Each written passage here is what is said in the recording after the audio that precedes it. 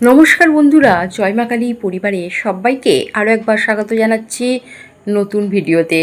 আশা করি সবাই ভালো আছেন ও সুস্থ আছেন। প্রথমেই নববর্ষের শুভেচ্ছা জানাচ্ছি সবাইকে। এখন বৈশাখ মাস। এই বৈশাখ মাসে আমরা যদি কিছু কাজ করি তাহলে সারা বছর আমাদের ভালো যাবে। বন্ধুরা, আমরা ছোটোবেলা থেকেই জেনে আসছি যে কিছু জিনিস ভাগ করে নিতে হয়, কিছু জিনিস দান করতে হয়। তবে সব জিনিস দান করা ভালো নয়, সব জিনিস ভাগ করাও ভালো নয়। এতে আমাদের জীবনে দারিদ্র্য নেমে আসে এবং আমরা উন্নতির শিখরে পৌঁছাতে পারি না। সেই রকমই কিছু জিনিসের কথা আজকে তুলে ধরছি এই ভিডিওটির মাধ্যমে।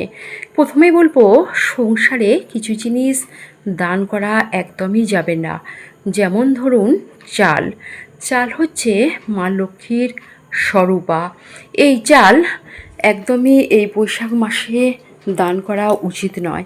এতে মা লক্ষ্মী রুষ্ট হন আর সংসারে আসে দারিদ্র্য। সেই জন্য চেষ্টা করবেন যে এই বৈশাখ মাসে একদমই চাল দান করবেন না। আরও কিছু জিনিস আছে যেগুলো একদমই দান করা উচিত নয়। দ্বিতীয় বলছি যে লবণ। লবণ হচ্ছে মা লক্ষ্মীর স্বরূপা আর আমাদের রান্নাঘরে মা অন্নপূর্ণার ভাণ্ডার ভর্তি করে রাখে। সেই জন্য এই লক্ষ্মীর স্বরূপা এই লবণও এই বৈশাখ মাসে দান করবেন না। প্রথমে যদি বছরের প্রথমে এগুলো না দান করেন তাহলে আমাদের সারা বছরটি যাবে ভালোভাবে। আরও কিছু জিনিস আছে রান্নাঘরের মা অন্নপূর্ণার ভাণ্ডারের জিনিস, যেমন ধরুন হচ্ছে সর্ষের তেল। বন্ধুরা, আমরা অনেক সময় করি কি, কেউ যদি সর্ষের তেল চাইতে আসে, পাড়ার প্রতিবেশী বা আত্মীয় স্বজন, আমরা দিয়ে ফেলি। এই শনিবারে তো একদমই দেবেন না, সন্ধ্যাবেলাও দেবেন না। এতে হচ্ছে শনিদেব রুষ্ট হন, এতেও দারিদ্র্য নেমে আসে। বন্ধুরা, কিছু কিছু জিনিস যেরকম সংসারে চালাতে গেলে আমাদের মেনে চলতে হয়, যাতে আমাদের সংসার সব সময় পরিপূর্ণে থাকে, টাকা পয়সা সুখ সমৃদ্ধি সব কিছুতে ভরে থাকে, সেইটাও যেরকম চেষ্টা করতে হয়, সেরকম কিছু জিনিস আছে যেগুলো একদমই ভাগ করা যায় না। বন্ধুরা, অনেক সময় হয়তো আমরা টাকা পয়সা কাউকে ধার দিই, আবার টাকা পয়সা আমাদের অন্য জায়গা থেকে জোগাড় করে নিতে হয় যখন তারা ঠিক সময়ে দেয় না। কিন্তু এটা হয়তো করতে পারি, কিন্তু এমন কিছু জিনিস আছে যেগুলো কাউকে দান করা বা ভাগ করা যায় না। যেমন হচ্ছে আপনার নিজের পরিকল্পনা, আপনি কি করতে চাইছেন, আপনি বিজনেসে বা চাকরি, কিংবা আপনি সোনার জিনিস কিনতে চাইছেন, বাড়ি করতে চাইছেন, গাড়ি কিনতে চাইছেন, বা কোথায় বেড়াতে যেতে চাইছেন, যে কোনো জিনিসই বলুন, আপনি পরিকল্পনা করছেন কিংবা একটা নতুন বিজনেস করতে চাইছেন। যদি কাউকে পরিকল্পনার কথা আপনি বলে দেন তাহলে আপনার জীবনে নেমে আসে দারিদ্র্য। কেন বলুন তো? সে তখন সেটাতে আপনাকে বাধা দেবে, নানা রকম যুক্তি দেখাবে। তখন আপনি হয়তো সেই পরিকল্পনা থেকে সরে আসবেন। পরে হয়তো ভাববেন, এটা যদি করতাম তাহলে আজকে আমি উন্নতির শিখরে পৌঁছে যেতাম, প্রচুর টাকা পয়সা ইনকাম করতে পারতাম। সেই জন্য পরিকল্পনার কথা কাউকে বলবেন না। আরেকটি জিনিস বলবেন না, আপনার দুঃখ কষ্ট হতাশার কথা কোনোদিন কারোর কাছে শেয়ার করবেন না।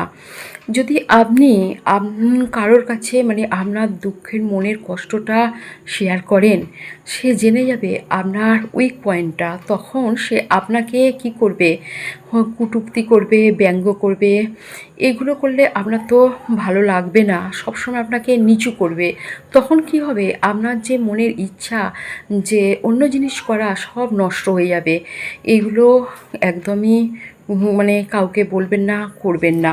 বন্ধুরা, সময়, আপনি সময় কাউকে দান করবেন না। ভাবছেন সময় কিভাবে দান করবেন?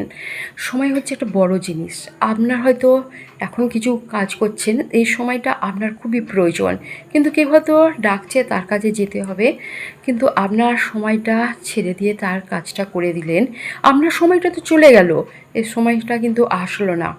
কিন্তু সে হয়তো বলল করে দিয়েছিস, খুব ভালো হয়েছে, একটু বাহবা পেলেন, কিন্তু আপনার যে সময়টা চলে গেল সেটা কিন্তু পূরণ হলো না। সময় চলে গেল, যে ওই সময় যেটা করছিলেন সেটা হয়তো করলে হয়তো আপনার হয়তো উন্নতি হতো, কিন্তু সে যখন নষ্ট হয়ে করে ফেললো, সেই জন্য আপনি যে সময় মানে করছেন আপনার নিজেরটা আগে করবেন। তারপরে যদি আপনি যদি ফ্রি থাকেন বা সময়টা পড়ে আছে কিছু করছেন না, কেউ যদি কিছু করতে বলে তখন গিয়ে করবেন, তার আগে করবেন না। তারপরে আপনি কোথা থেকে মনের জোর পাচ্ছেন, কোথা থেকে শক্তি পাচ্ছেন, কী করে এগিয়ে যাচ্ছেন, এগুলো কারোর কাছে প্রকাশ করবেন না। আপনি যদি প্রকাশ করেন আপনি কোথা থেকে শক্তি পাচ্ছেন, কোথা থেকে কি করছেন, আপনার শত্রুরা জেনে গিয়ে সেটাকে নষ্ট করে দেবে, তখন আপনার বাধা নেমে আসবে। বন্ধুরা, এইগুলো মনে রাখবেন, এইগুলো যদি এড়িয়ে চলেন তাহলে আপনি ঠিক উন্নতি করতে পারবেন। বন্ধুরা, আমি কিছু কথা তুলে ধরলাম, ভালো লাগলে সাবস্ক্রাইব করবেন, লাইক করবেন। আজকে এ পর্যন্ত থাকলো।